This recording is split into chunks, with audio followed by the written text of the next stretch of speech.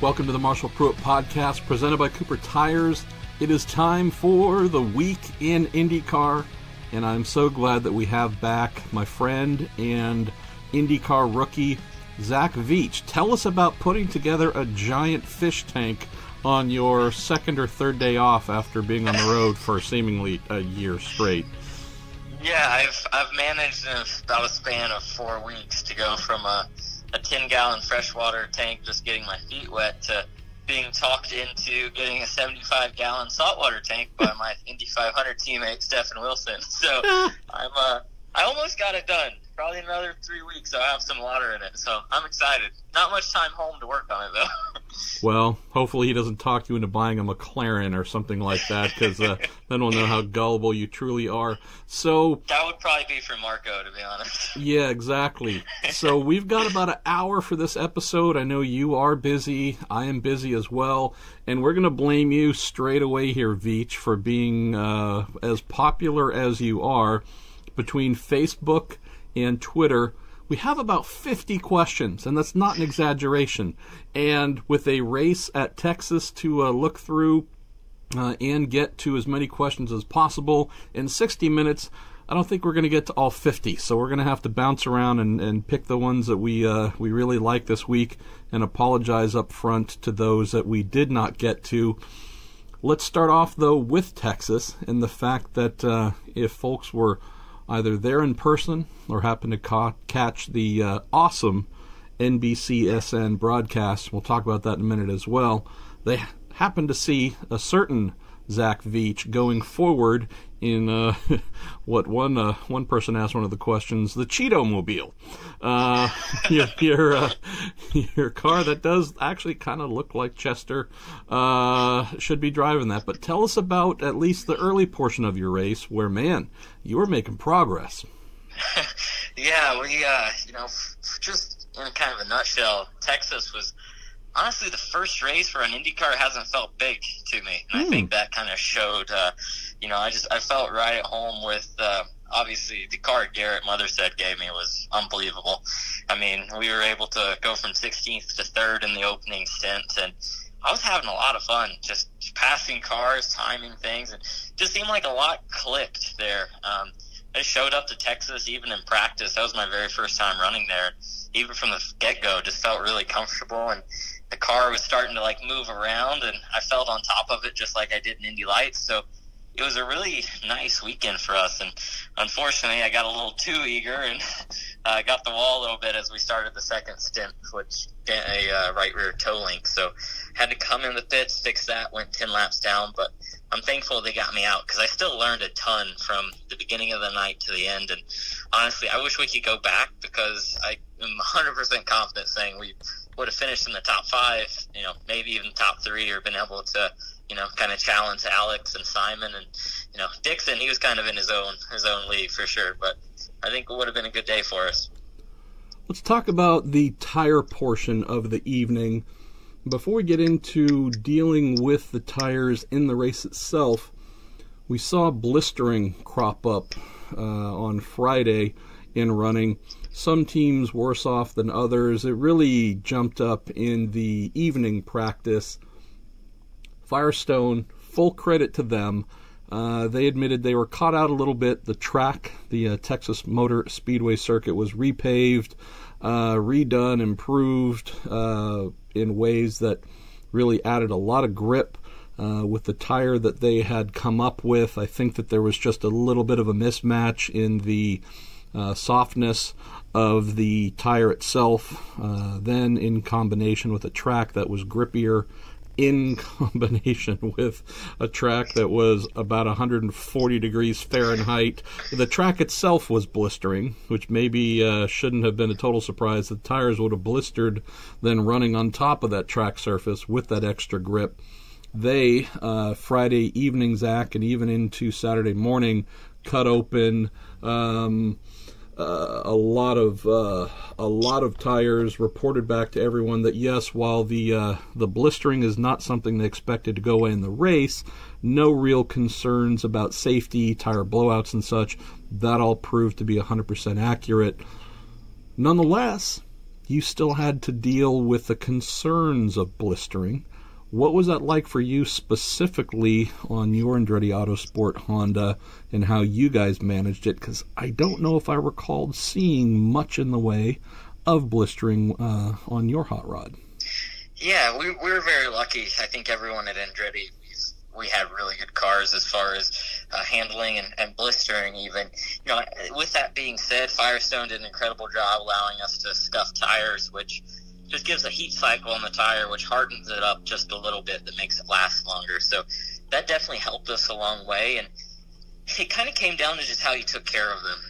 You know, my first stint, with that being the strongest we had, we really didn't have much blistering because I was able to kind of be on my own, you know, pass a car, charge the next pass. But when I came back out on the second stint, I was kind of deeper in the field because we had a little bit of a slow stop, I think running 11th, and we had about 3 cars in front of us. And with that dirty air and my kind of rookie ignorance of pushing super, super hard, in about 5 to 10 laps, I blistered the right front to a point where we had to come in because it wasn't a safety concern. Firestone did a great job with that. We didn't have to worry about any tires, failing or anything, but we just had a tremendous loss of grip on that right front just because we basically cooked it. So, it goes a long way on the car that you had, how easy it was on the tires. As a driver, you were trying to do whatever you could with your tools inside the car to get all the weight off the right front and try to get it to the left front to make it last. But yeah, it's just how you went about it, how well you took care of them. So this is maybe a cruel way to put it, but it's the way my brain works, and I make no apologies for that. Zach, tell us about, with this blistering issue in mind, one that, again, wasn't super prevalent in your evening other than what you just described, but it was for some other teams, some other drivers who really, it seemed like, were just stuck in a blistering nightmare. As a driver, are you watching, looking, observing, looking for those cars in front of you almost like wounded animals? Like, aha, I see 1 or 2, obviously the tires are rotating. You can't see the individual blisters, but I see those strips, the little bands that tell me, aha, so-and-so up, 2, 3, 10 car lengths ahead. Are you looking at them like wounded animals, like, ooh, I gotcha? Or how's your mind working, knowing that everyone's probably dealing with the same thing? You definitely keep your eyes open during the practice day. You're just kind of peeking, to see, how each individual tires are looking. We were definitely stronger than others. So in your mind, you have that checklist. As you're coming up on a certain team car, you're like, yes, they've had a bad blistering problem. So if it's early in the stint, you're like, okay, I just need to bide my time here for about 5 laps. Then, they'll start to show their weaknesses. And you can't really see the blister on the tire itself as you're going so fast, but you can start seeing characteristics of the car in front of you change. I think a lot of people were struggling with that right front going off, and where you would see that is the exit of turn 2. So, you would pinch it in under them a little bit to get some clean air on that left front end plate. And you would just kind of see in the middle of the corner of them just kind of barely just come off the apex and can't really hold it down. And once you see that a few times, you're like, okay, that's only going to get worse for them. So you just start timing your passes accordingly and, kind of looking 5 laps ahead. And I think in IndyCar, that's been the big thing of just trying to see how the race is going to unfold 5 to 10 laps from where you are in that exact position. And it's easy for the guys that have been doing it for 15 years, but when you're doing it, you're seeing it for the first time or the second time, you have a lot going on that you're trying to pay attention to. Yeah, it is another data point, obviously. Again, it is something that, as you're able to, you can spot the weaknesses that are either developing.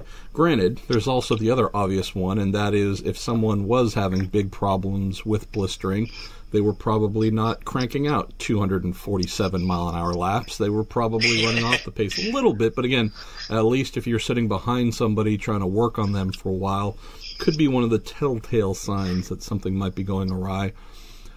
Obviously, exactly. You were in the race, Zach, so I'm sure you didn't. Well, it would have been cool, actually, if you had your phone and some wireless going, watching the NBCSN broadcast from inside the car. But had you, you would have seen that the 3 Team Penske Chevys that qualified an emphatic 1, 2, 3 had brutal nights centered on blistering. And I didn't do an accounting of every single car and then rank who was best to worst in that regard, but I can at least say that by looking at the broadcast when I got home, watching it when I got home from Texas and looking at some of the images that they showed, boy, it looked like the Penske drivers, be it their right fronts, right rear tires, maybe even both, were in pretty sorry shape across pole sitter Joseph Newgarden, Simon Pagenaud, Will Power. Part of me wonders, not saying this is accurate, Zach, but part of me wonders when you start seeing that much blistering across the entire tire carcass, inside, middle, and outside, I start to wonder if camber is a little bit more than was optimal for tire life, possibly tire inflation a little bit more than might have been optimal. It just seemed like, again, this is my trying to use a little bit of experience, but this is my looking at the 3 Penske entries, seeing that all 3 had similar problems of excessive blistering, and wondering if they might have been just a little bit aggressive on suspension settings. Is that something you think, if you might have seen their tires either after the race or on track, something that could have caught them out? Without a doubt. I think, everything, your tire is basically telling you, the whole story of the car. Yep. Just from temperatures. If, your right rear is hotter than your right front, odds are you're sliding the right rear more than the right front. So, that kind of seeing where the blisters are, it's giving you the trend of how their car is handling. And Firestone, they do such a good job of telling us when we get to a race weekend, if they're having any problems like that, they kind of limit, what our camber range is, what they think, because they understand the tire a lot better than we do.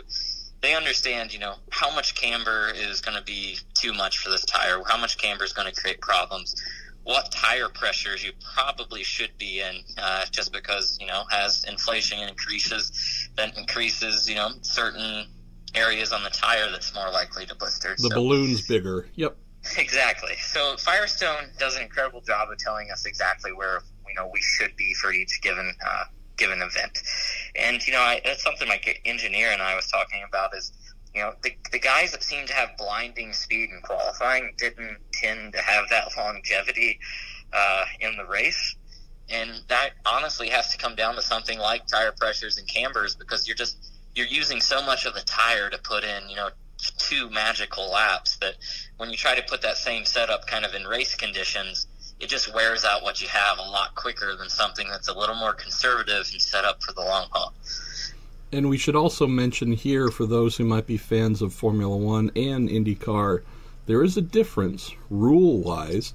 Whereas in Formula One, they have put in place actual regulations on teams adhering to minimum tire pressures and such that must be used. But essentially, Formula One tries to get very heavy into the policing or enforcing the recommendations of Pirelli, their tire manufacturer. In IndyCar, we have a bit of a different dynamic where Firestone, as you pointed out, will say, hey, we think right front camber should not exceed this degree.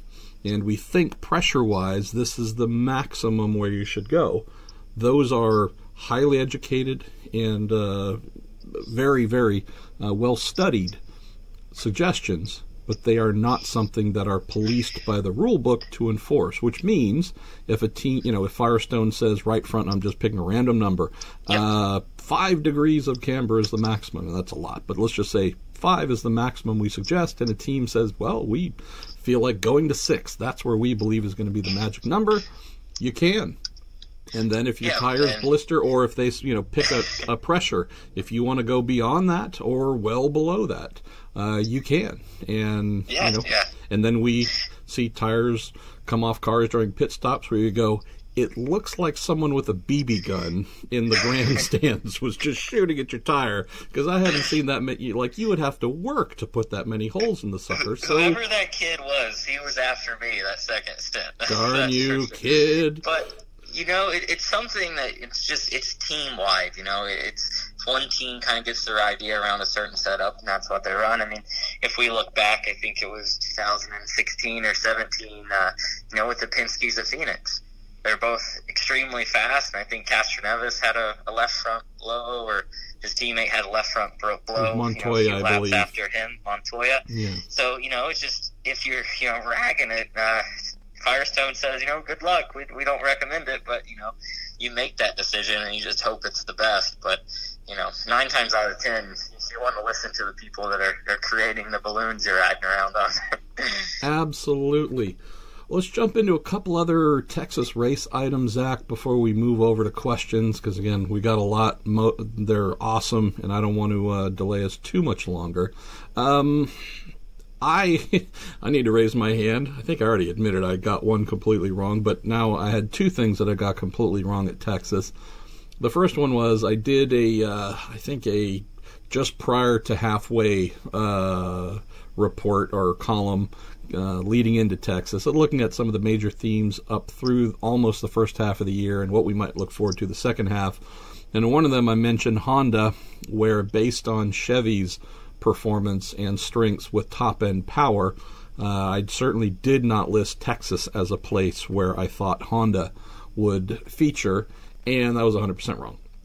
And had I been a smarter monkey, I would have realized that, okay, with the reduced downforce, we are indeed going to have more lifting in the corners. We're not just going to be easy flat during the race. Exactly. And had we been in higher downforce, where you could be flat, then I do think the Chevys probably would have shown that same sort of muscular top-end power and probably put the Hondas in their place. But since there was a lot of lifting, a lot more lifting than we've seen, I don't know, I mean, I'm struggling even to think when we've had that much lifting, Zach. Those Hondas, which have proven most demonstrably at Detroit that, hey, coming off a slow corner, just having to ramp back up in the rev range, pulling hard is a big attribute that Honda seems to have gotten right more than anyone. That could be the thing that separates one brand from the other. So, I struck out on that one. Bourdais was telling me, I think on Fridays, like, no, you idiot. we got something here. And I'm like, man, I'm supposed to be in the business of being smart, but, well, that doesn't always happen. So, well, so am I, and sometimes I mess up too. So, well, so I got that one completely wrong. The other one, and this is just me raising my hand afterwards, I'm like, damn it, I hate you, Robin Miller. So, as we know, or some of us know, my dear friend and colleague Robin Miller is a degenerate gambler. Well, he's a gambler, but he's also a degenerate, and those two kind of go hand in hand.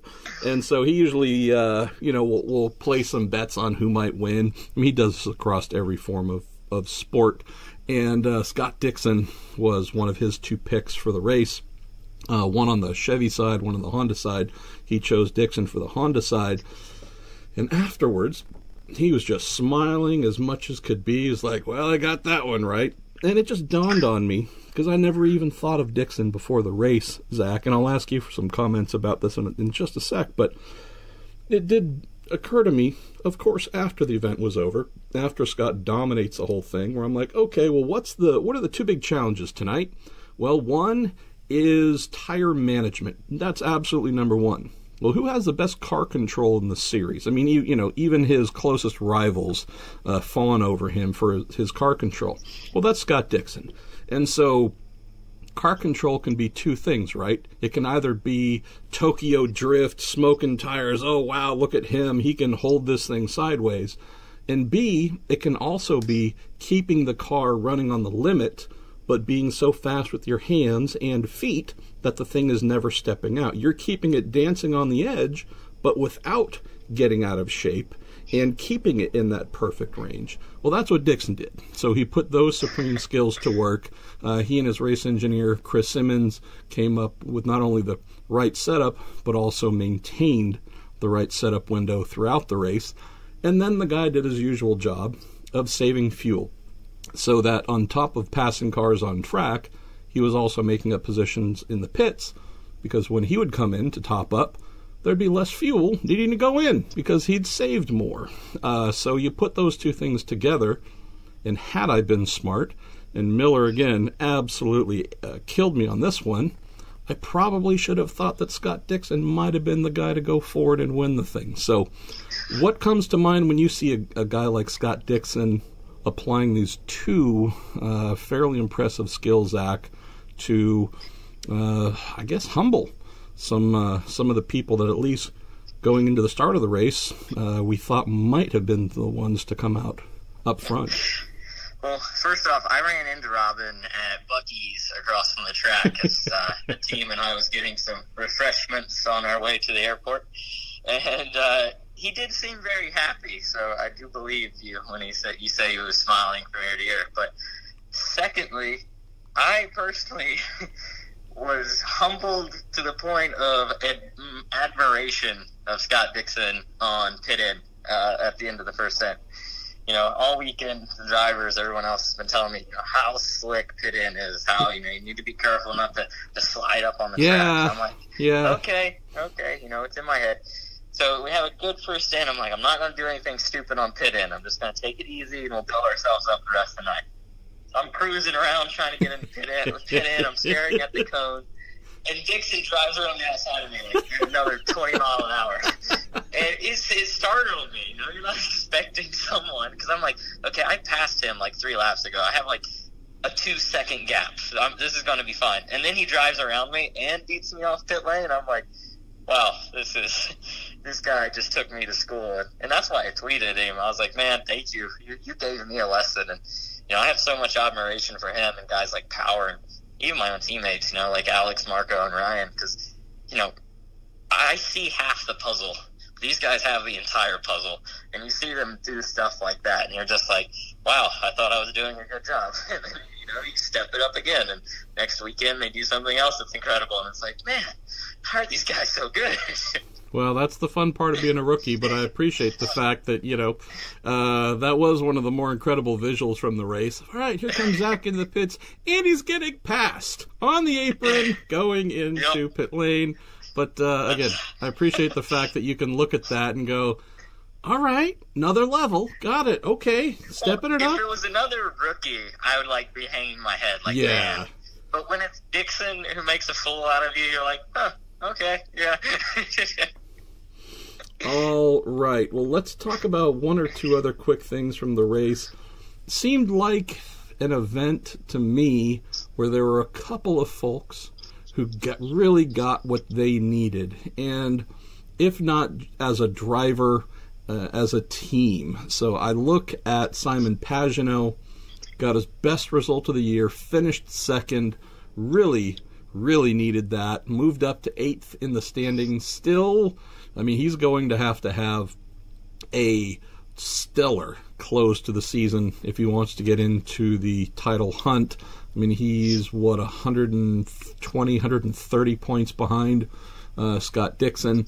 But that was great for him to get back in the game. I thought a very smart race for him to make the most out of his car, knowing that Newgarden was unable to, had some issues and such, and Power obviously bit of miscommunication there with spotter, basically pit lane and the spotter running over one another, which led him to not seeing Zachary Claman De Melo coming up behind him. I'm going to ask you about that in a second, but Pagenaud, good for him to get a good result, kind of get back in the game. Been strange not seeing Simon as a force at most rounds this year. I would say if we're just talking purely happiness, and all right, gosh, this guy really, his team might have needed it more than him, that would be James Hinchcliffe, finishing 4th after they struggled so heavily to find speed in that car, both at Indianapolis, obviously, but then again, all throughout Friday, really were scratching their heads trying to find something that worked.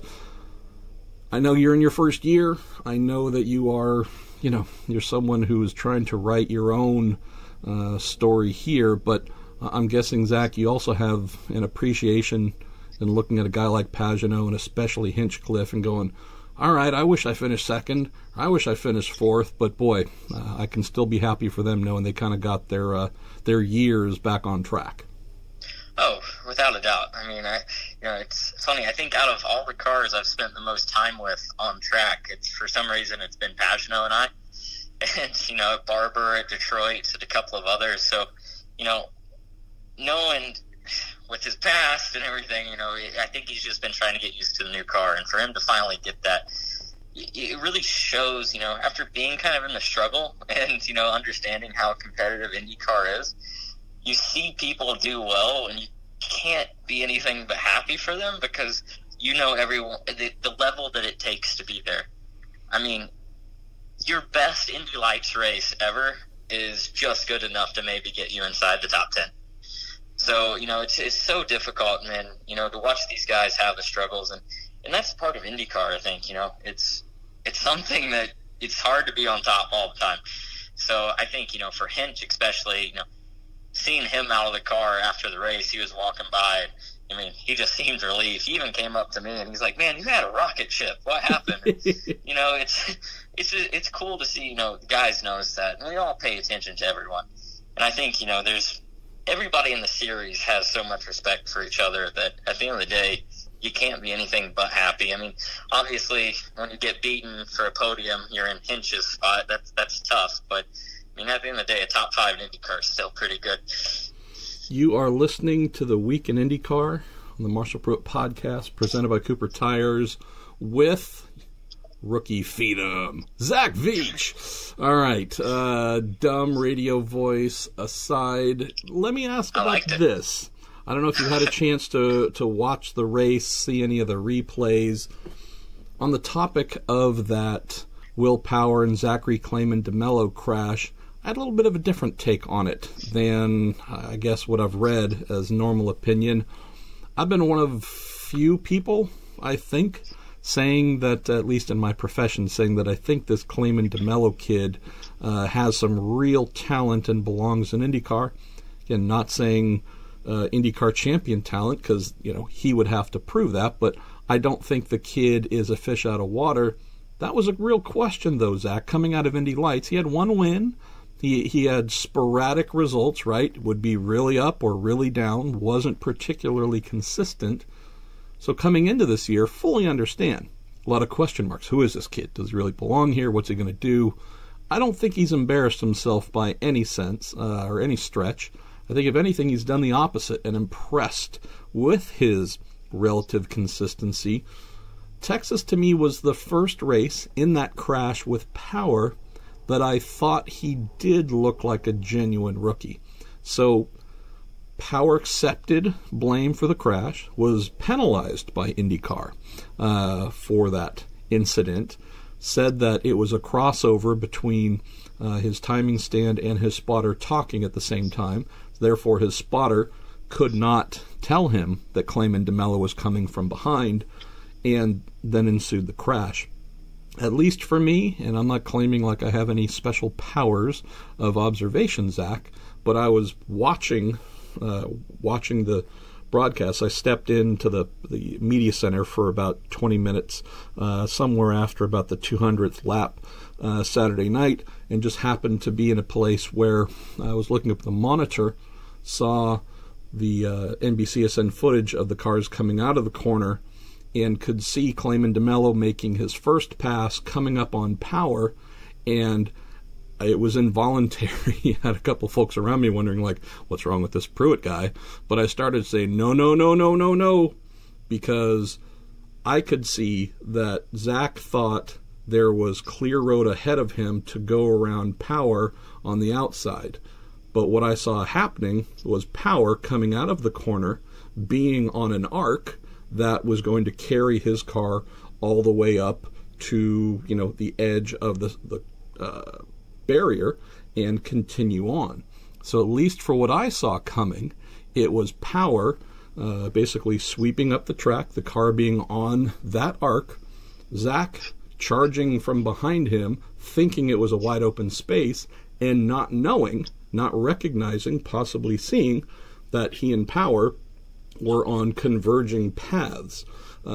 That's what I saw. Not Will's spotter failing to tell him car high, but if anything, it was Zach just not seeing that the car he was hoping to pass in an open space was on a trajectory that was going to close that space right when he got there. Did you see anything like that, or am I kind of out on an island here? No, for sure. I think you bring up two really good points. And, I've watched the replay just, I'm trying to catch up to see what happened to the race because you're only focused on, one little piece of real estate. But, I saw two things. First off, I understand why Zach went where he did. You can only pass off of 4. The pass starts on turn 2. You get the momentum to 3, 4. And you have to be able to get around someone. You have to control the car in front of you. So you have to get off 4 quick enough and get your wing up to their side pod before you get to the dog leg so their spotter tells them that they have a car high and they have to give you the room. The only way to really pass at Texas is you have to be a little bit of a bully. You got to put yourself in the situation. But, on the other side of that, in IndyCar, one thing that I've really learned is you have to not only pay attention to the car that's in front of you, but you got to think about what's going through the car in front of you's mind. Power was coming up on a car, I think, that was checking up a little bit too. He had a run, you have a run. So sometimes you got to think what the overall trend is going to be. And I think that's just one thing that's easy to forget, especially, speaking as a rookie.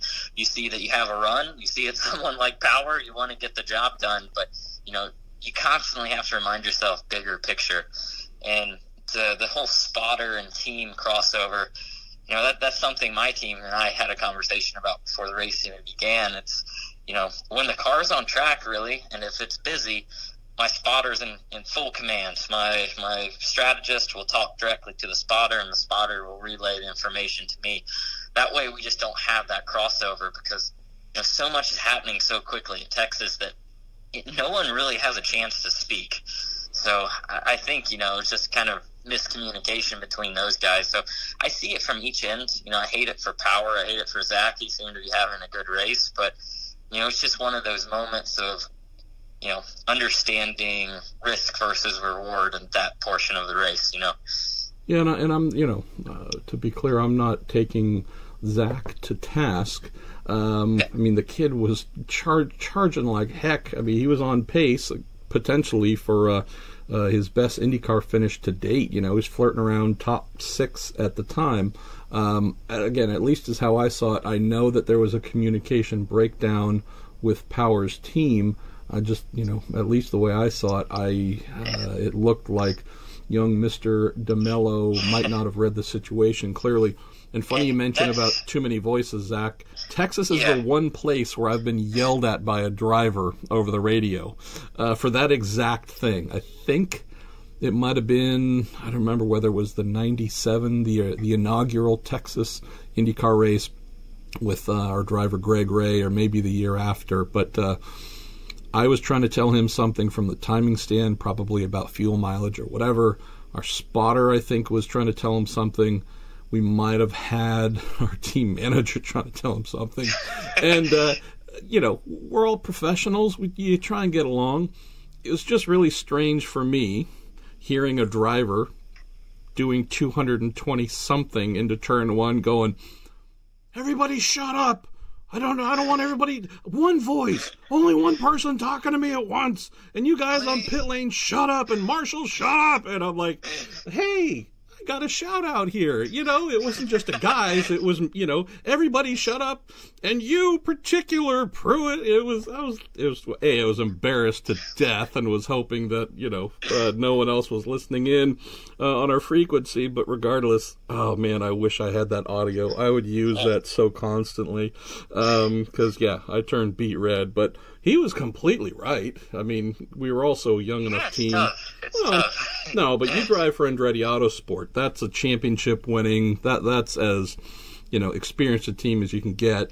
I'm not saying we're a bunch of idiots, but we were an Indy Lights team that had been doing a little, barely a year into IndyCar, and we're kind of making it up as we went. So it was kind of nice. Some of my favorite advice I've ever been given this year comes from Garrett and my engineer, and I always try to think through how the race is going to go, and I think we were maybe at Barber for the second day on Monday. I was coming up with a scenario. I was like, well, what if this happens, and what if we have this problem? And he looks at me and he goes, Smokey, only you can prevent forest fires. And I'm like, I like that, because it's at the end of the day, it's really, even in Zach's situation and Power's situation, we're the only ones that can prevent the forest fire. So at the end of the day, it is in your hands. Oh, that is quadruple awesome, my man. Well, let's get into the best part of every episode, and that is our listener questions, our listener Q&A that comes in. As we do with every episode, we start off by looking back to last week's episode and picking my favorite question that came in. So our friends at TorontoMotorsports.com can send them either a Marshall Pruett Podcast t-shirt of their choosing or a mug. And looking back through last week, we had some phenomenal questions, Zach, that were posed to Eric Bretzman, technical director, who is making you and everyone else smarter at Andretti Autosport. I also just realized I've had 2 Andretti Autosport people on in consecutive weeks, so I should have... we appreciate that. Well, yeah, I try and shuffle things up, but I guess, again, sorry.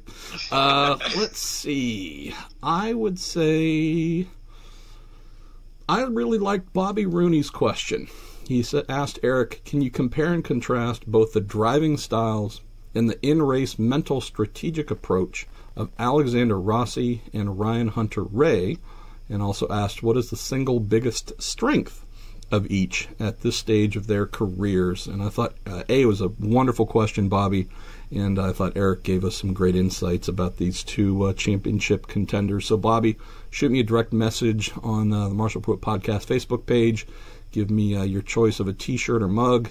If it's a t-shirt, tell me which size, and hit me with your mailing address and email address, and we will get you all sorted. So we've got 38 questions or so on Facebook, Zach. We have a dozen or so on the Twitters. I'm going to start off with the Twitters because the first question comes in from a company that is near and dear to the 2 of us, and I think might be from a person we know by the name of Chris Pantani. So we got the first one in here from Team Cooper Tire, sponsor of our podcast. It says, what were some of the intangibles that coming from the Mazda road to Indy, Zach, that benefited you the most when moving up in your career? Well, first off, I think it was just the partners the Mazda Road Indy had. I mean, I was on Cooper Tires for, it seemed like 6-7 years. So, with Cooper Tire and Mazda, obviously, they gave us all opportunities that we never would have had. So I'm extremely thankful for them. And, I love going back and seeing all of them because, everyone from Cooper Tire, Mazda, even the Road to Indy, all the staff, I grew up with them.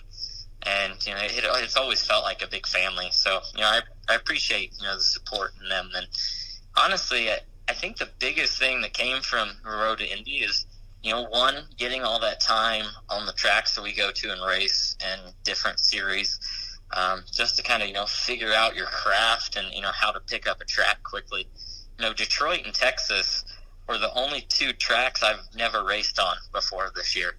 So, to have only 3 races you're going to that are a question mark is pretty special, and I don't think too many series really give you that much time on the places that you're going to be running. And I think just relationships with the team, too. It allowed me to kind of create a great relationship with Andretti Autosport, and, ultimately that led me to being one of their IndyCar drivers. And, to do all 4 steps with a single team, I mean, that's what every driver dreams of. Oh, well, that's pulling at my heartstrings already, Zach. You better stop that. We're going to stay here on Twitter. And again, this is not pandering. We just got a lot of great questions, and I greatly appreciate folks who take the time not just to send these in, but to send in quality items to throw at us. All right, this might be for the two of us. I'll let you lead on it unless you want me to take it. Luke Reed says you get granted the privilege of making the changes to the air kit regulations for the high-speed ovals next year. What, if anything, do you change and why? He says, what do you want to see happen at places like Indianapolis, Texas, Pocono that we haven't seen this year? Any thoughts there, Zach, or you want me to take the bullets? I'll take it. I'm probably not going to get many fans, so... I don't mean, obviously I understand the dangers and the risks, but I really do enjoy pack racing. That's what we grew up doing in Indy Lights. You know, the old car at the Freedom 100 going 4 wide, you know, switching positions 3 times a lap. To me, that's just a lot of fun. Maybe that's just because I'm really young and, you know, I haven't been around the sport for that long. But, you know, I'd like to see the sidewalls on at Texas so we can all go, you know, 2x2 and, you know, how Fontana raced a few years ago. To me, that is oval racing. That's what I grew up watching, and that's what I love. But I do understand why we are where we're at now. And honestly, I like what we have now because it's really hard. Not having the downforce, lifting, you know, it brings in a whole new prospect of racing where you have to really plan ahead and think ahead how to time your lift just right so you can get the power to try to get a good run off the corner. So it's definitely harder now. I think with the downforce off, it's making better drivers out of us. But to me, you know, I like the show of having, you know, a bit of a back. The feedback that I gave a person that asked at IndyCar was, I think a little bit more downforce, and that might be another thing that doesn't bring fans, but, you know, downforce seemingly has become the instant bad guy. You mentioned downforce, ooh, bad. It isn't bad. But there are ways of producing it and amounts that, you know, are either too much or too little. I've heard enough drivers that I respect, veterans who've been doing this in all type of configuration, who've said, you know, at Texas, after Texas, if we had a little bit more downforce, I think we might have degraded the tires a little bit less. We could have run side by side a little bit more. I look at things kind of from the inverse of what we saw.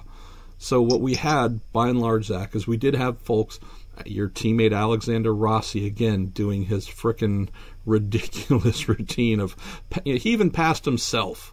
All right, that's how fast he was. I mean, the guy was just passing everyone and everything in sight. But what we had, with exception of a few drivers who could go around and get by people constantly, we've had a situation where at Texas in particular, through the weird combination we spoke of, heat, tire life, etc., with the blistering, we would essentially have folks either falling off because their cars were not competitive, there was something setup-wise that didn't work, so they lost speed, went backwards. Or we had cars that were good for a little bit, passed another one, maybe let's say towards the front, but then both of their cars, or most of those cars, then degraded and couldn't get back around one another. So you have either car falling out of the window, driver struggling, goes down a lap, whatever it is, falls backwards. Or B, you have the, okay, I'm feeling good, and I got by you for first or second or whatever, but the ability, most of the time, for that driver in second to then, you know, work and 5, 10, 20 laps later get back around, bit of a rarity. And so when I look at that, I look at Indy and say, kind of the same thing, right?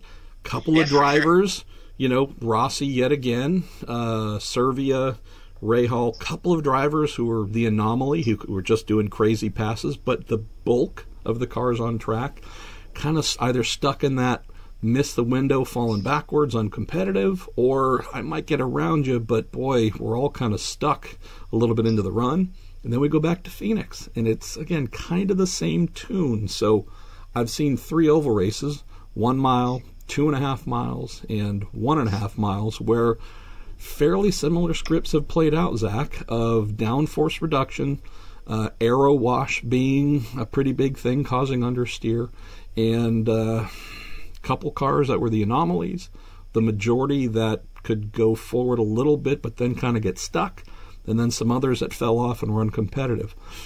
If you compare that to the pack racing, like you mentioned, I don't know if I want to go back to that the way it was, but if we could just ratchet up the ability for maybe some of the lead cars to be a little bit more competitive instead of single file for most of their stint, that's my concern. I think IndyCar is on the verge of what was up until recently its most thrilling presentation. IndyCar's on an oval. Holy cow, I have to see this. Not saying it's bad. I'm truly not. But that entertainment value has been dialed down enough, I think, that we're now really looking to road and street courses for the excitement. That would be a big change.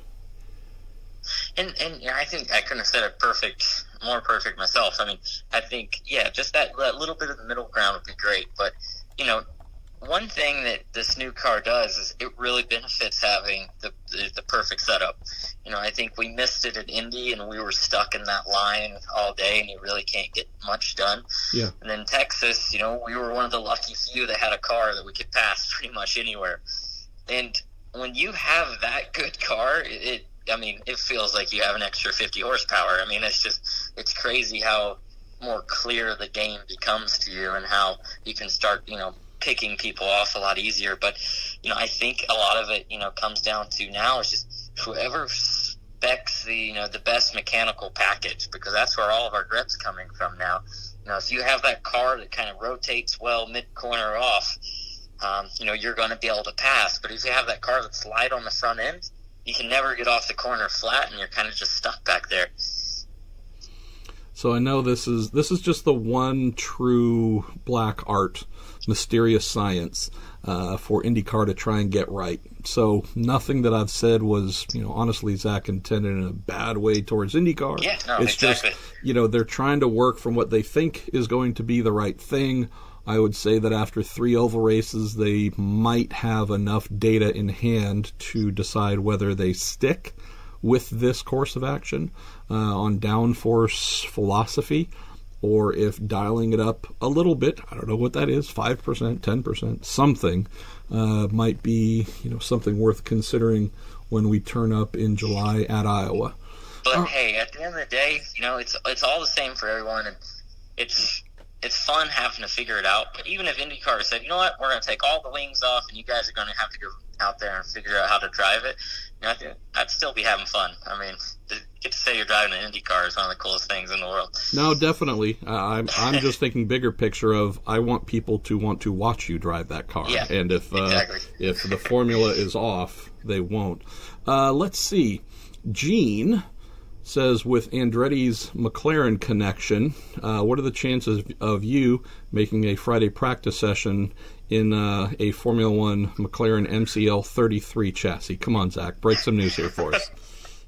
I mean, I'd love to. I don't even know if that's even on the table or existing, but I'm probably going to bring it up now. Yes, Stoffel Van Dorn, you're done, buddy. I appreciate the question, but I mean, yeah, that'd be awesome. I think for me, I was kind of on the side of I always dreamt of driving IndyCar when I was little. I thought Formula One was always exciting and cool, but to me, the heartland was IndyCar. That's what I wanted. But I definitely would like to say I've driven an F1 car, just at least once at some point. Well, I wish I had the influence to make that happen, but I don't. But I can talk about it. All right, a couple more great ones on Twitter before we jump over to Facebook here. Let's see. John Scheidler. This is a really sharp one for you, Zach. And I'll admit, John, this might be a little bit early for a guy who's halfway through his rookie season. How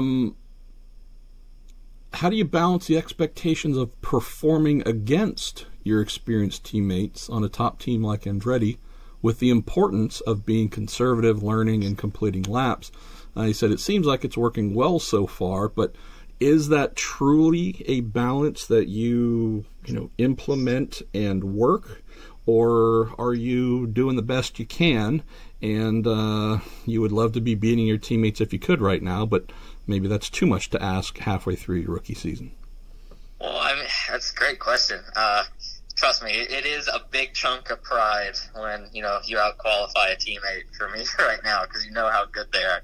But that's one position that I'm extremely lucky to be in with Andretti is, with it being a 3-year deal and Michael really understanding how I learn and how I perform. I mean, he saw that in Indy Lights. We had our first year in Lights was very up and down. Our second year, we almost won a championship, and he understands how I work. So honestly, the expectations and the pressure isn't very high this year. From my teammates, from my engineer to my teammates' engineers, they're all telling me, how good of a job I'm doing, and they see the progression from each week to the next, and I'm excited to actually provide important feedback as far as setup changes and whatnot to my teammates, and it's a good position to be in. I don't feel any pressure at all from the team. All the pressure I feel is on myself, and that's just obviously me wanting to do the best I can and learn as quickly as I can. So there's no other place I'd want to be than where I'm at right now. Oh, well, again, you're pulling on the hearts. You got to stop pulling, Zach. It's going to come out. It's a family. What can I say? Josette Torres. This is like, it's a great question. Well, the second part I'm going to ask you about, definitely. Do you have a post-racing plan yet? Or are you too wrapped up in racing to think about that? So that's the first question. I'm going to ask the second one in a moment. Yeah, I think, obviously at the end of a long tenured career with a lot of achievement, Chavez and I both have kind of joked about starting a team. That would be a lot of fun. But if that's not it, you will find me living out of a van and rock climbing every single day in Yosemite Valley. That would be down by a river. Oh, that is so awesome. Wow. The second question, and when do you get the fire tattoo to honor this year's Indy 500 ride? I've never asked you. I'm hoping you don't have any tattoos, but do you? And if so, would you get a toast to Indy 500 depiction on your car? I've gone a really long time without people knowing this, but why not? I do have a tattoo. Oh, if it's a tramp stamp, you and I are going to have a real interest. It's about 1 inch long, and it's on my foot because I climbed Half Dome. And long story short, I kind of went on a vacation with Chavez and all of them down to Florida. We were not making great decisions, and we were all like, hey, let's go get tattoos. And for some reason, I thought putting it on my foot was the best place to get it, and so there it is. Wow. All right, well, now the world knows. Now the world knows. I'm hoping your dad or your mom, hoping your parents aren't finding out for the first time. Zach, what have you done to yourself? The funny story is I called my dad, and I was like, hey, I got a tattoo. And he literally paused for the longest period I've ever heard him pause in his entire life. And from that point on, I was kind of scared. Well, if you told him you had a complete back piece done of Elton John or something, that might have been. All right, so we're says Tiny Dancer. See? You're the best. We're going to close out Twitter here. Elizabeth Worth asks a very salient question. How does it feel to contain so much badass in a mere 5.5 feet, Zach Veach? It feels incredible. The thing that I love is there's an article that just came out a little bit ago, and I was reading through it. I can't remember if it was on Racer or IndyCar, but they talked about my choir boy appearance. So, if I can look, young and innocent and go out and, kick some ass, I appreciate that, because that's like having the best of both worlds. People aren't afraid of you, and then you give them the right to be. Meow, listen to that. Rawr, like a dungeon dragon. All right, Zach Veach is going off. Oh, well, we learned from Gabby Chavez that, all of his taekwondo, he's definitely ready to unleash that on somebody's head if need be. So, I'm sure. You should roll around with him. You'll add in some of the things there that we need. All right, we're going to switch over to Facebook here, and we might have to go into a little bit of overtime. Is that okay, Zach? Yeah, that's fine with me. All right. I'm genuinely just trying to pick where we start, because there's just a crazy amount of goodness here. Let's see. Comes in from Joel Swaim. Zach, suppose you have taken a sponsor who'll give you all the money in the world, but you can't take it to IndyCar. Where else are you going with it? Ooh. Can I do a... You can do whatever you want. Money in the world? This is whatever you want. Yeah, probably running the European Le Mans series with a side garage for a wing sprint car. That would be my team. How about a World Endurance Championship program with the winged sprint car? Yeah, that's itself. What I meant. Yeah, there we go. Yes, I don't know if Michelin makes grooved sprint car tires, but we are going to. It would be great in the rain. That's all I can say. Good man. All right, Ben Cohen. This is again. I like this because this is more getting the insight of who you are. Ben says, Zach, as a man of smaller, he says, stature, myself, I think Ben meant stature, I get somewhat perplexed by all the broadcasters' obsession with your size. Does it ever get on your nerves? Or are you just a bigger man than I am about this kind of stuff? Keep up the good work this season. I want to just say I appreciate every single one of you fans that have come out and said, we get it. He's small. Why is it, talked about every single weekend? Because that's how I feel. I think probably Tracy, he's been the one that's talked about it the most. He's had a lot of concussions, so he forgets what he's said. But I think it's funny. Yeah, I mean, a lot of people, that's always the first thing that they bring up. And I'm like, DeMata was really good. And if we're standing next to each other, we're probably the same size. So. You could dunk on DeMata, actually. Okay, so perfect. So that's the way. Yeah, it does get old a little bit, but the one next to that is always explaining how old I am. That one happens a ton. Yeah. You need to improve that because when people ask you, you hold up your one hand and you go, "I'm this many," and so you got to change that. The funny thing is, I do have to tell, we were in the parade for the 500, and this guy comes up, and he's like, can I see your driver's license? And I just shout back, and I'm like, well, can I see your AARP card? And everyone, laughed, and this guy, was not too happy, so I think I won. All right, good. Well, yeah, you didn't get hit with an egg in the head when you're pulling away there. Exactly. All right. Robbie Berggren says, hi, Zach. What was the number one thing you learned from this past weekend at Texas? And I would insert other than proper hydration. Yes. Good question.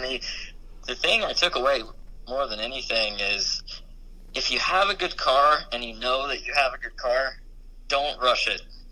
I think we had a bit of a slow stop at the end of the first stint, and obviously we had a car that could keep us up at the front. When we came back out in 12th or 11th, I was so eager to get back up there, and I was pushing so hard that I took ourselves out of the race. So I think, a more experienced guy at that point would have been like, okay, I'm just going to settle in here, wait for these guys to peel off, maybe, make some better fuel mileage to go a lap further than they can, and then I'll put myself back to where I need to be for the third stint. I've laid in bed, thinking about that the past 3 nights, and it's kind of been keeping me up. So I think that's the one thing that I've learned most is just if you have something good, take care of it and take your time. You don't have to be at the front till the end. Henri Fawn asks, Zach, what surprised you the most, either positively or negatively, in entering IndyCar full-time this season? And kind of on that similar vein, is there anything that exceeded your expectations or turned out to be a major disappointment? No disappointments, really. I think everything has just kind of blown me away because this is something you dream about for so long. The one thing that really, blew me away is just the level of competition. I mean, I know that shouldn't even be a question, but, when you get into these cars and you look at how one little tiny mistake can be the separation between, being first and being 18th, it really kind of gives you a whole perspective of appreciation. When these guys go out to qualify, I think that's been the toughest thing is, in lights with the Cooper tires, you have 5 or 6 laps to put that perfect lap together. In IndyCar, you have a single lap to get it done. And before that lap, you only had 2 laps on a set of laps to get it done. So, you're leaving pit lane and you're just switching it on right then, and you have to get the job done right there. I think that's been the toughest thing, just because you're still learning and trying to figure out where to push. But that one lap sometimes isn't always optimized. Brandon Smith, similar. I like this. A lot of folks are wanting to go for the ride with you as a rookie to see what you're learning. Brandon Smith asks, Zach, at one point in the Texas race, you're able to follow your teammate Alexander Rossi around for several laps. He says, what did you learn most from him about racing at Texas or oval racing in general? That also opens a question of, is Alex someone within the team who you look to or kind of helps as a mentor?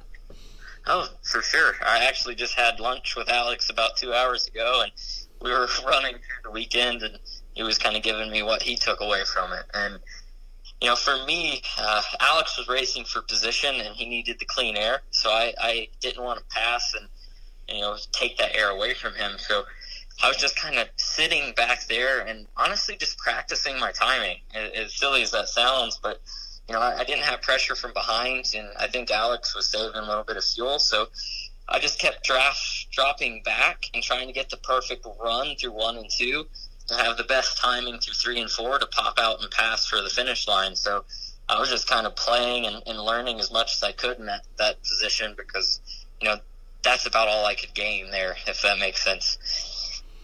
So we got a couple questions, technical in spirit or in specifics. Got a couple from Norm Nelson asking about what parts teams are allowed to manufacture, any of them carbon parts and pieces. There's not a ton that teams have been opened up and allowed to do. Most of it's on the metal side, Norm, compared to doing big carbon things on their own. But let me shift here to maybe a more performance-related item on this subject from Adam Sharp. He says, if IndyCars are primarily a spec car, are there any parts or components a team can purchase, create to customize it, and then set themselves higher in the pack, or does it all come down to setup? Well, the answer to that, Adam, is although IndyCar and the competition department have opened up more areas and will continue to open more areas that teams can, make their own brake pedals, for example, which was once, not allowed, and some other, almost term them as ancillary parts. The one key area that's been open since day one with this Dallara DW12 is shocks, the dampers themselves. And that is, as Zach will tell you, the biggest, really the one giant area where teams can differentiate themselves. You can not only buy shocks from different manufacturers, but also what goes inside those shocks, wide open, pretty much do as you please. And this is a case where your team in particular, Zach, just 2 years ago or so, was really out to lunch at many road and street courses, and your damping program started to come on strong last year, and this year has really, really been impressive. But Adam, to answer your question, and Zach, maybe you can fill in a little bit more from your end, but truly damping is the one key area, the good old shock absorbers, where a team that is kicking butt one weekend and other teams that might be out to lunch, you can probably look at something in the damping area as having a bigger portion of why they're either doing well or why they're off than you might expect. Yeah, and just to touch on to that, I mean, everything Marshall said is spot on. And the damper program is such an important part of an IndyCar. I mean, I kind of look at it as, if you want to think of it in home use, look at it as like shoe inserts. It's something that you go run a marathon and isn't something that you would take to a business meeting. And that's basically the difference of tracks that we go to. And, Andretti has done such a good job that, we have so many different damper plots that we go over to basically show the curve of how the damper works, on entry, middle of the corner, and exit, that, we basically call it flavors. And it's not so much, one flavor is superior to the other, even though some are, but a lot of it just comes down to what flavor the driver wants. How do you like the car to release itself in the middle of the corner, and so on and so on. So, a lot of it just comes down to having that equipment there at your disposal to try, and then the driver going out and try to figure out what he likes. There's been a couple dampers that I've preferred all season long. It just seems like every time we go to them, I'm like, yep, these are the ones. And you can't really say that's track specific, really. That's more driver specific there. All right. We're going to wind down here, Zach, with a couple. And, again, I'm thank you to everybody who sent these in. And apologies for those we didn't get to, but we are firmly and squarely blaming Zach Veach. Be less popular, be less likable. And see, we'd only have like 3 questions. They'd all be, Zach, why are you such a jerk? Don Gregory. All right, I like this. Which current or former driver have you tried to pattern your career after? And I guess it also starts out with, Zach, is there a driver you look to and say, aha, that's a model for me to follow? It hasn't really been a model per se, just because, I was part of the first generation in the very first year of the Mazda Road to Indy, if you want to say that. I hope in another 10 years there's some drivers that modeled their careers after me. But I think as far as how a driver's perceived or how, a driver conducts himself on the track and off, I think I've followed, I've tried to look to guys like Dario Franchitti, Dixon, even James when it comes to, handling people. And, there's so many positives in the IndyCar paddock that you can kind of look around and, just see, who's the best at what they're doing. And that can kind of inspire you to, be like them in a way. To have Dixon's, closing ability and Dario's precision and, James' outgoingness, I think, that's a pretty good combination. Oh, Jesus, that would be the most horrible monster ever. But it'd be ugly. Now I understand why you're growing your hair out, trying to have those lavish Scottish locks like Dario. Well, that was last year. I tried, it didn't work, so I had to cut it off. All right. I think we have, this might be a lock for Question of the Week winner, and there's 2 of them in there, one where I get to embarrass myself, which is something I thoroughly enjoy. James Litticoat says, Zach, okay, sort of similar to a recently asked question, which went to Kyle Kaiser about which Star Wars character he would be. If you were one of Marvel's Avengers, who would you be? And who else from the paddock would you have with you, and who would they be? Oh, that's a good one. Wow. I think I'd probably be the guy from Guardians of the Galaxy. What's his name? Star-Lord? Yeah, yes, Star-Lord. Okay. Him, I don't know, I'd say Rossi. He's pretty funny. He could be Deadpool. Rossi is Deadpool. You're kill. All right, keep it going. You're on it here. Fun. I guess I gotta have my teammates in there, right? So unless you don't like him, I mean, be Hunter, like Iron Man.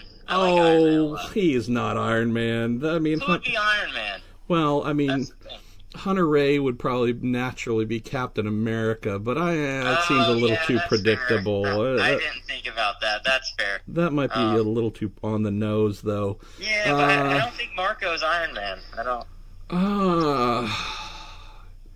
See, that's tough. I'm going to stick with Star-Lord, Deadpool. That'd be fun. Okay, yeah, but we do need to figure out. I mean, Hunter Ray could be Captain America, but who else could he be? That's a tough one. Yeah, would Marco be like Nightcrawler? I don't know. Yeah, that's who. See, and to go off topic, Guardians of the Galaxy movies are my absolute favorite, and it's not because of the movie; it's the soundtrack that's associated with each movie. Well, good man. I like that. If you start a movie off with Mr. Blue Sky, it's going to be my favorite for life. I am loving the fact that you are appreciating the music of my childhood, Zach Veach. I'm an old soul, man. What can I say? Good. They clearly, the Veach family line, strong Midwestern roots. I love this. And then James says for me, he says, Marshall, in your episode of Who the Hell Are You? You answered death by cheeseburger. That was my final question. If you're sentenced to death by BJ or cheeseburger, which would you choose? I chose cheeseburger. Not a surprise if you look at my physique. So James said, I'm wondering, was there a specific cheeseburger or restaurant you had in mind? My love for cheeseburgers came from my father, who would make them at home with this very unique recipe. I'm also realizing, Zach, that on a topic involving BJs, I'm probably not going to go too much further in bringing my father into the conversation. So, I think it's a little bit of a chain. I don't know if it's how much it's reached across the country, but I can tell you that part of my weight gain can be blamed on a local joint here in the Bay Area called The Counter. And, The Counter? Yeah, The Counter. And it's kind of a gourmet hamburger place. And my wife knows, anytime I come home from a somewhat extended trip covering a race, not like Texas, which is just, essentially a 2-day, but if I'm gone for 4 or 5 days and come home, I might order something from The Counter as a bit of a reward. So, I clearly need to stop rewarding myself because it's not helping. But, James, to answer your question, The Counter is certainly a place where if you love hamburgers and cheeseburgers and you were going to die, that might be the place where you ordered from.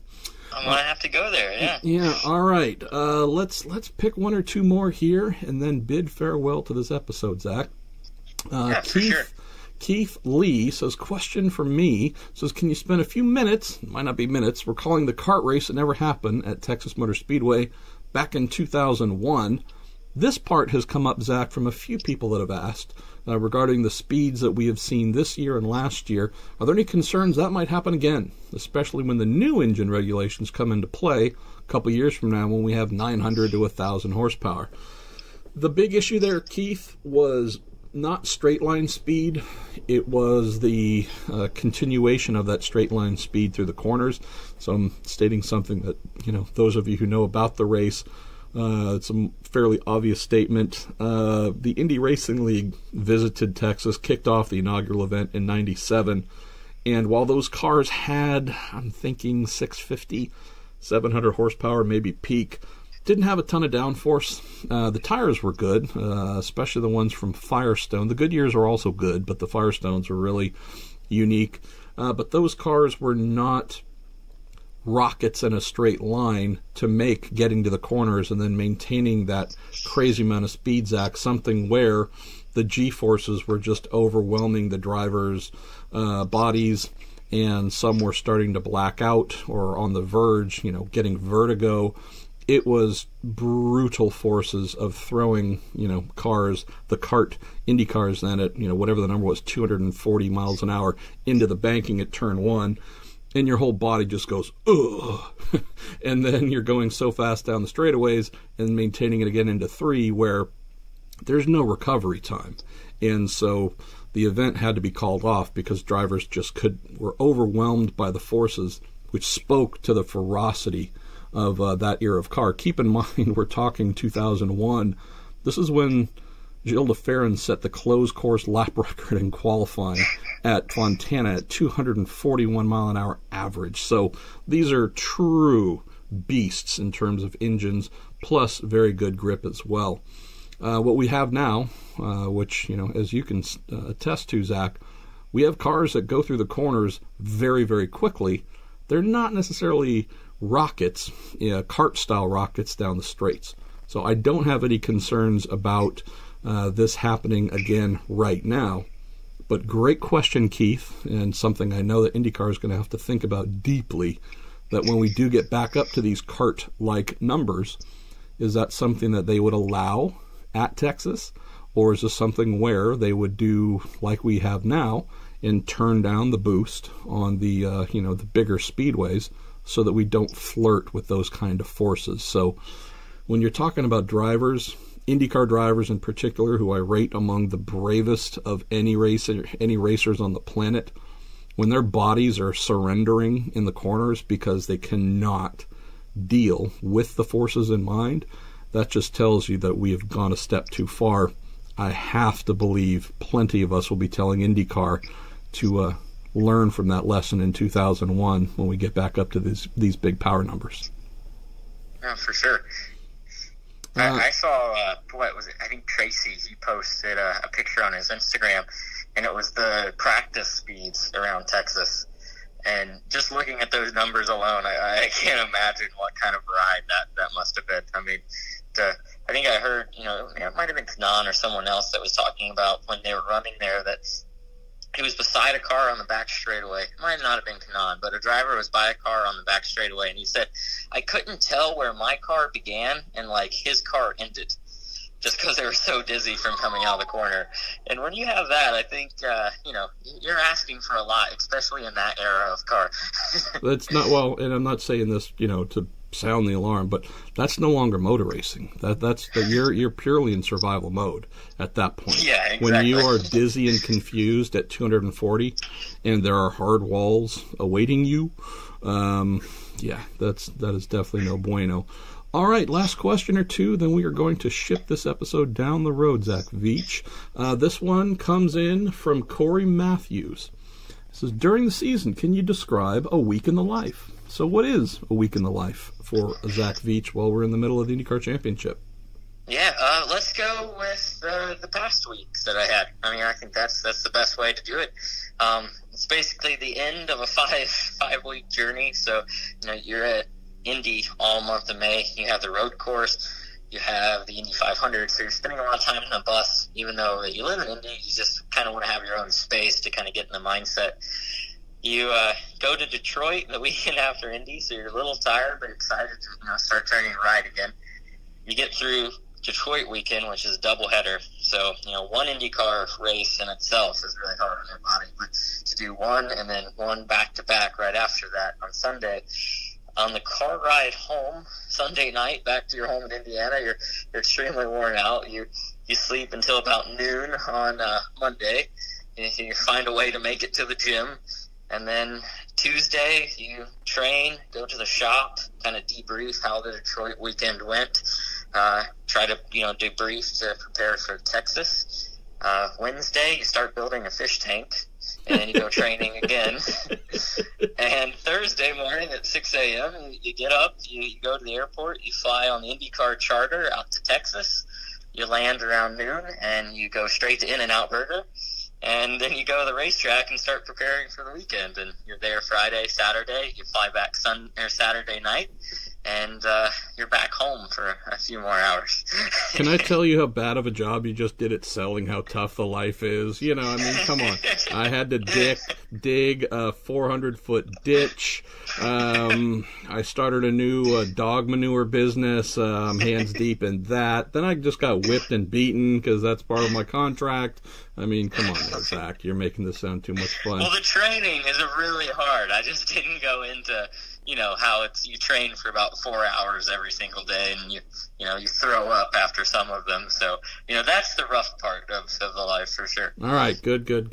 Well, let's close here on something we kind of foreshadowed a little bit, and you're welcome to provide any feedback you like to your sponsor at Group 1001. Final question goes to Cody Bray, who says, do you get a lot of jokes about your car looking like a Cheeto bag? Well, I think the Cheeto bag honestly helped me at Texas because everyone saw the Cheeto bag coming through.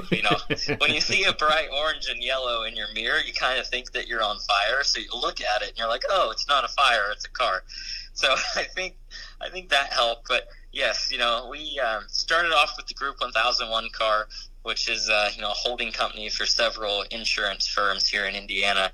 We had that through Barber and Indy Road Course, and now we're in the Relay car. And Relay is basically a prepaid credit card that earns you cash back on everything that you purchase with it. So it's for the type of people who like to spend their money monthly strategically. So the first year you get 3% back on whatever you buy with it. As you're with the company longer, by the time you get to year 7, you're getting 13% back on everything you're buying with it. So it helps to be with it. We'll be in this car through the Mid-Ohio weekend, and then we'll be back to the Group 1001 car, I believe. So we'll have the Cheeto bag car for a little bit longer. Well, and I gotta push back a little here. You did a horrible job explaining there, Zach, because the one thing you didn't tell folks, the most important part, is the Relay card, which is the same day glowish yellow and orange. You can actually eat because it is essentially a very thin Cheeto. So if you get hungry, your credit card is also a digestible food item. So pretty innovative stuff there. Very important. And if you want to channel my inner Indy 500, go ahead and light up your grill. Yes. Put a card on it for about 30 seconds, and it'll soften it up for you as well. Zach is just saying take out like 20 of the credit cards. That's all he's saying, and throw them on the grill. Man, you're a heck of a salesman here. All right, well, Zach, again, as I tell folks, look, I am a professional motor racing reporter, et cetera. I try to be as professional as possible with my podcast, but this, we're not winning Pulitzer Prizes. This is just hopefully meant to be a little bit insightful, hopefully somewhat entertaining, and I mention all that because, greatly appreciate you, Zach, and what you bring to the sport already. And again, I know if this was a normal interview, I wouldn't be saying such nice things to you, but again, it's my podcast, so I'll say whatever I want. I'm appreciative of you willfully taking the time here in a week where you're just wanting to shut down a little bit and rest after a really busy stretch. But I hope, as folks have heard, you bring a lot of character, a lot of fun, and a lot of honesty to what you do. So I think it's one of the reasons, if not the primary reason, why we've got 8,000 questions that have come in, because folks seem to like what you're doing. So thanks again for bringing that to our sport, but also to my little podcast here presented by Cooper Tires. No, thank you so much. I mean, Marshall, I think it goes without saying, all of us appreciate what you guys and what Racer does for us, especially the guys that are coming up the road to Indy, because, a lot of people don't know anything about us until, they start seeing us in some articles. So I appreciate that. And to all the fans, especially the ones who sent in the questions, I have been completely blown away this year by the amount of people that have come up to me and just, have become fans of mine. So to me, that is extremely cool, because I was a fan long before I ever thought about being a race car driver. So I really, really appreciate that. And hopefully, we can do this for a long time and, keep building the fans as we go. Amen. And on that topic, keep building your fish tank. I want to see photos on Twitter or something. And enjoy yourself until we get back on the road here in a little over a week and go play in the Kettle Moraine Valley at Road America. Zach, thanks again for joining us on the Week in IndyCar on the Marshall Pruett podcast, presented by Cooper Tires.